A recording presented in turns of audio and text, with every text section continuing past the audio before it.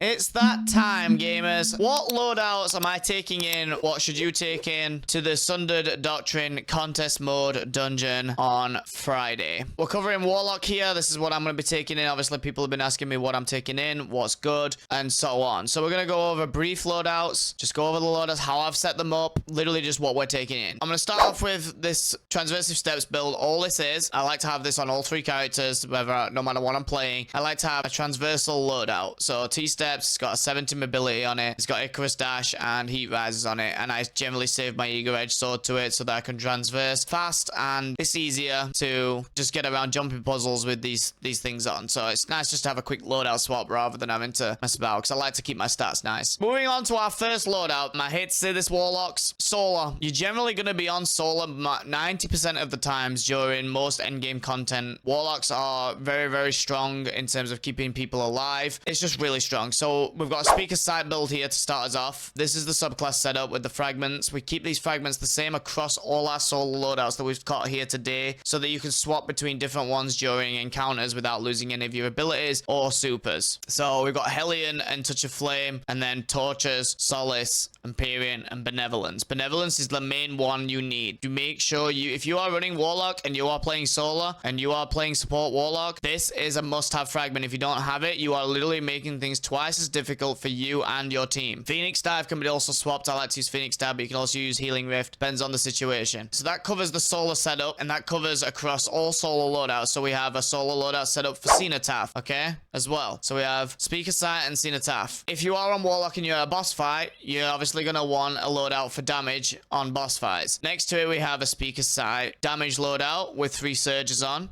Loaders, Radiant, and Powerful Friends.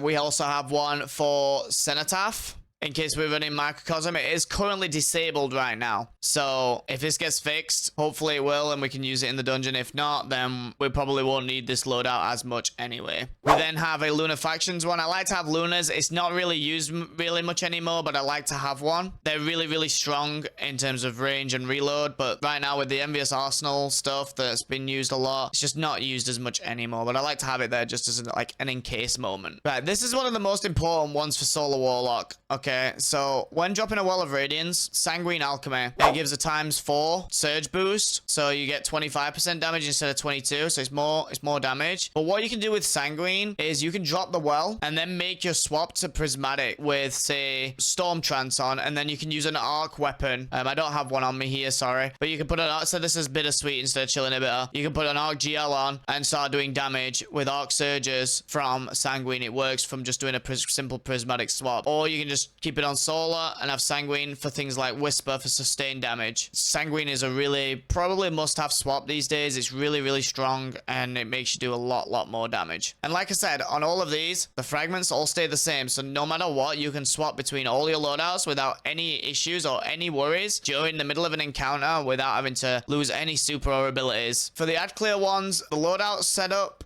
the mod setup pretty much stays the same. You have your Finders and Scouts to create Heavy. You have your Siphon mod to create Orbs. You can have a Loader on to match your primary weapon that you're using. Or you can use things like Heavy Handed to make a Orb if you want to. Or you can use like Momentum Transfer, things like that, okay? Resist mods, I like to use like at least one.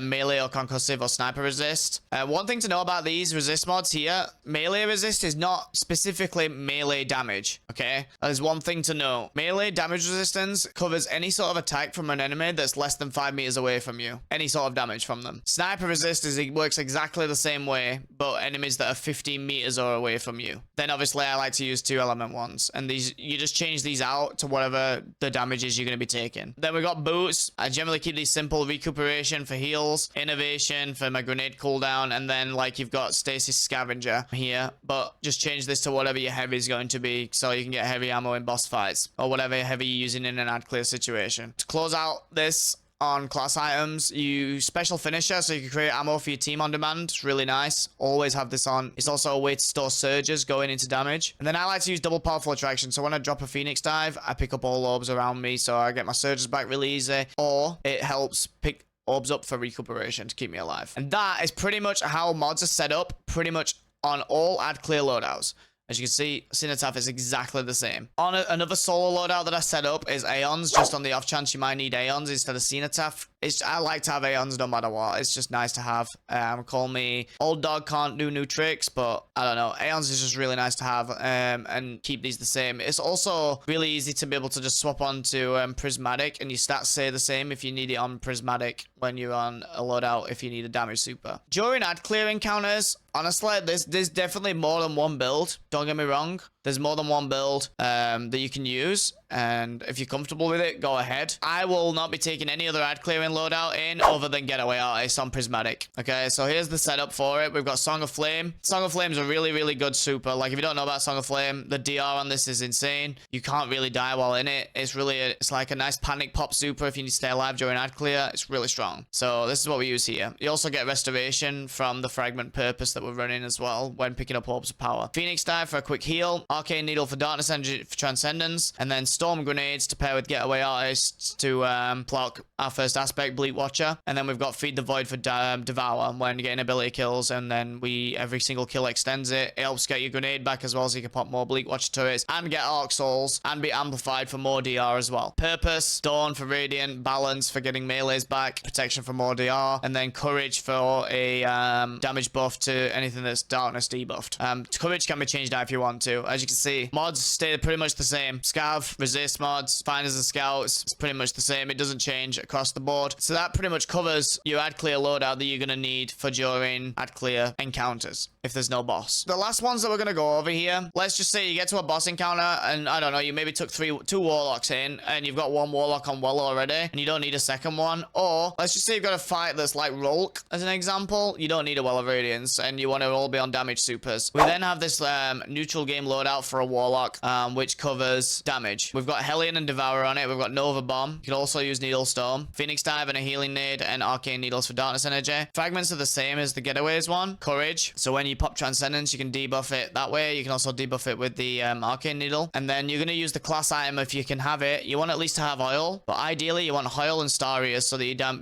your super does more damage. Like I said, the same here. You have a damage loadout for it too. For damage loadouts, the mods change slightly. You can have loaders on, Radiant and Powerful Friends, 3 Surges, and then double time dilation on to make your Surges last longer. I keep it this, you can go a bit more overboard with things, but like I like to keep it this simple. Just I don't want to have to think too much when I'm trying to learn a new encounter or new mechanics and trying to stay alive all at the same time. I know that I can play all these loadouts very, very well and very easy to use and don't take much thought process to using them. So that's the way I go with it. I'm gonna go over a couple of weapons that I think you should look at taking into, especially on a Warlock. One being this new support frame auto rifle. Giving this support frame buff to your teammates makes them have a damage boost as well as yourself. We've got this new perk, Reciprocity. Sorry, I'm not very good at reading that word. When healing projectiles from this weapon strike allies, you also reduce the amount of healing as well. This new one also makes your teammates like unravel and do damage to enemies around them. So it's really strong. I have Tear on this. It's not the perk that I wanted. I think I wanted like Circle of Life or something else, but this is actually not too bad. It's fine. It does the job, right? So we've got that. Same with the healing auto here. Another healing auto. This has got Physic and Circle of Life. The thing that's good about these support frame auto rifles, they proc Benevolence on Solar, so it helps bring your abilities back. That's why I'm recommending them. Same thing for like things with Heal Clip, Aberrant Action. One of the other weapons I want to recommend, there's another video on my YouTube you can go check out to like learn about it, is the Lodestar new trace rifle from this season. This is a primary ammo trace rifle. It's arc.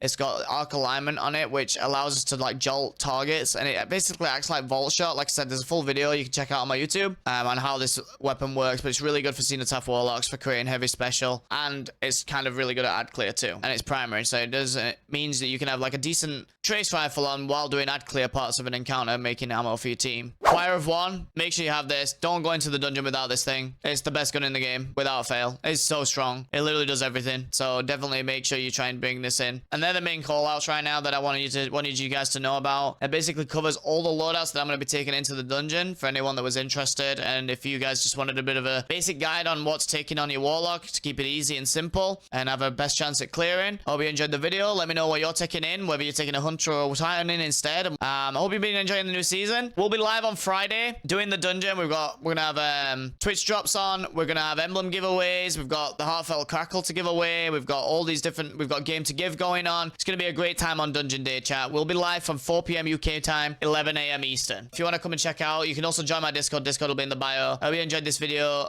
Don't forget to, if you like the video, please drop a thumbs up on it. Subscribe to the channel, and I'll see you guys in the next one.